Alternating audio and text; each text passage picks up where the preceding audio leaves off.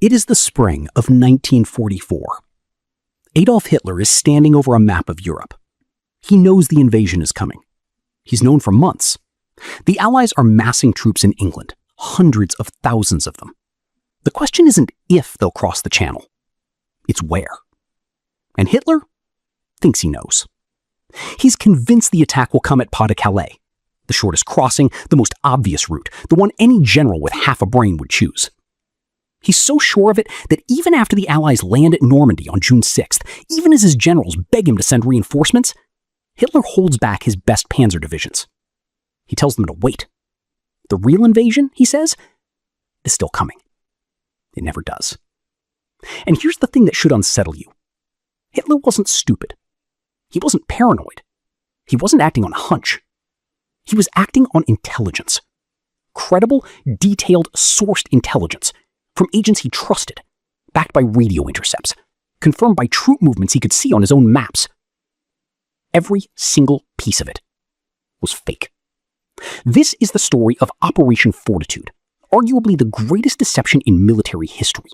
A plan so elaborate, so meticulously constructed, that the Allies didn't just trick Hitler once. They tricked him twice.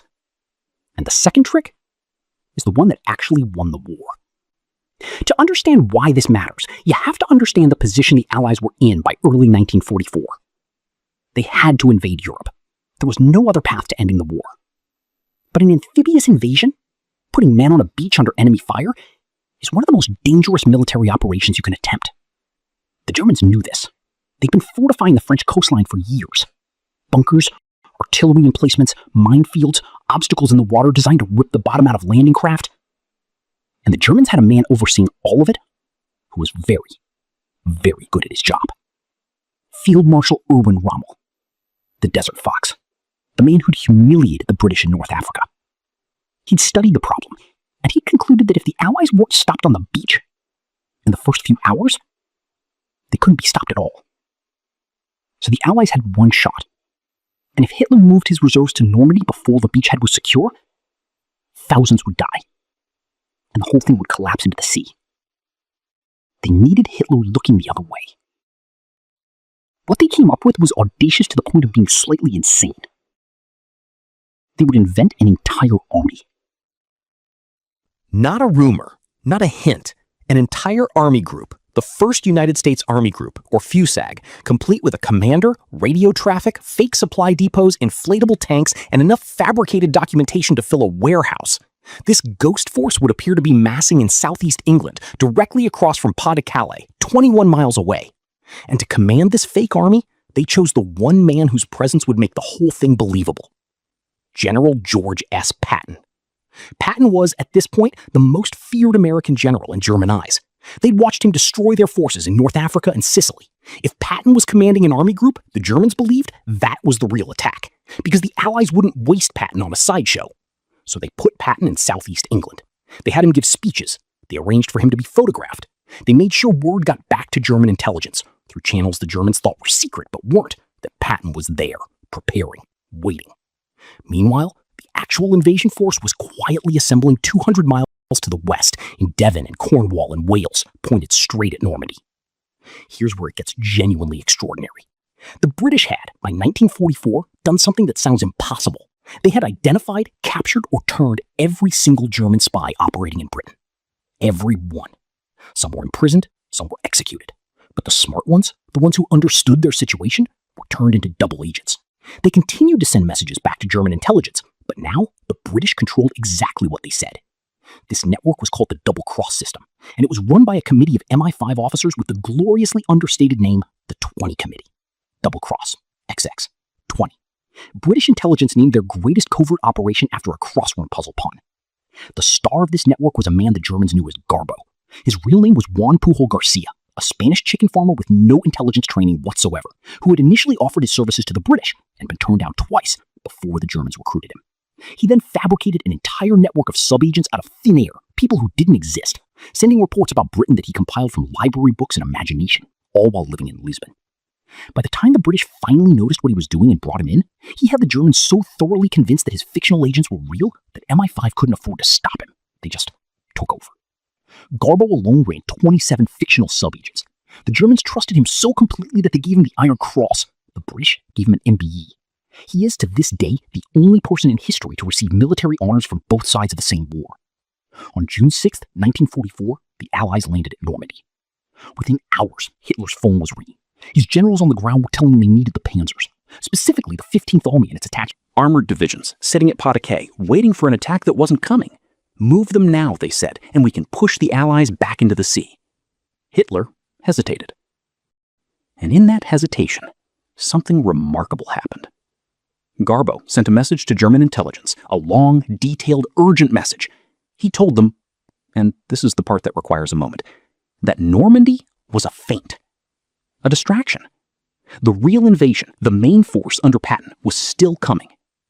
At Pas de Calais, Garbo urged them to hold their positions. The Germans believed him. The 15th Army stayed put. The Panzers didn't move. For critical days, the days when the beachhead was most fragile, when a determined armored counterattack might genuinely have pushed the Allies back, the best German forces in France sat in their positions, watching an empty horizon, waiting for an army that didn't exist. By the time Hitler finally accepted that Normandy was the real invasion, the Allies had 300,000 men ashore. The window had closed. The war in Europe was effectively decided.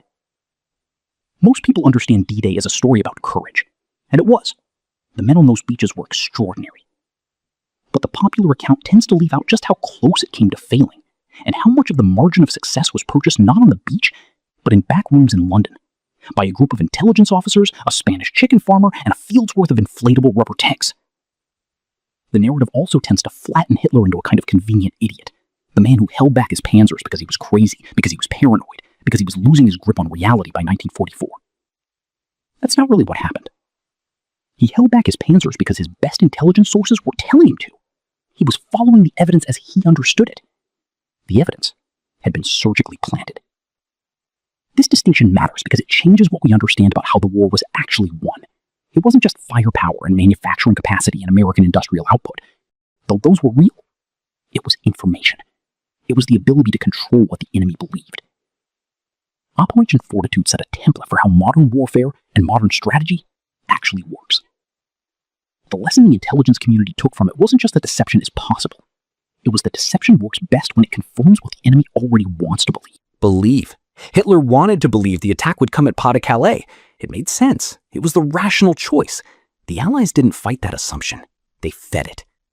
This is the principle that every information operation since has been built on. You don't create a false belief from scratch. You find the belief that's already there, and you nourish it. There's also something deeply uncomfortable about the double-cross system's success that tends to get glossed over. It worked, in part, because the Germans were overconfident in their intelligence apparatus. They were so certain their spy network in Britain was intact and operational that they didn't seriously consider their possibility it had been completely compromised. That certainty was a vulnerability, and the Allies exploited it without mercy. The men and women who ran these operations, the mathematicians, the linguists, the eccentrics at Bletchley Park and MI5, were fighting a different kind of war, one that was invisible, one that for years they couldn't even tell their families about. Some of them never did. The war ended. The double-cross agents were quietly stood down. Their files were sealed. The full story of Garbo and Fortitude wasn't publicly confirmed until decades later. Juan Pujol Garcia retired to Venezuela, where he ran a gift shop. For years, historians thought he was dead. Then someone found him, alive, in 1984, and brought him back to Normandy for the 40th anniversary of D-Day. He stood on the beach where the invasion had landed, the invasion he had helped protect from the inside, and said almost nothing. What do you say? Here is the question that Fortitude leaves behind, and it's one we haven't really answered. In a world where information itself is a weapon, where the most important battles are fought over what people believe rather than what is true, how do you know which side of a Garbo you're on? Hitler thought he was reading the situation clearly. He thought he had good intelligence, trustworthy sources, and a rational interpretation of events. He was wrong about all of it. And no one told him until it was too late.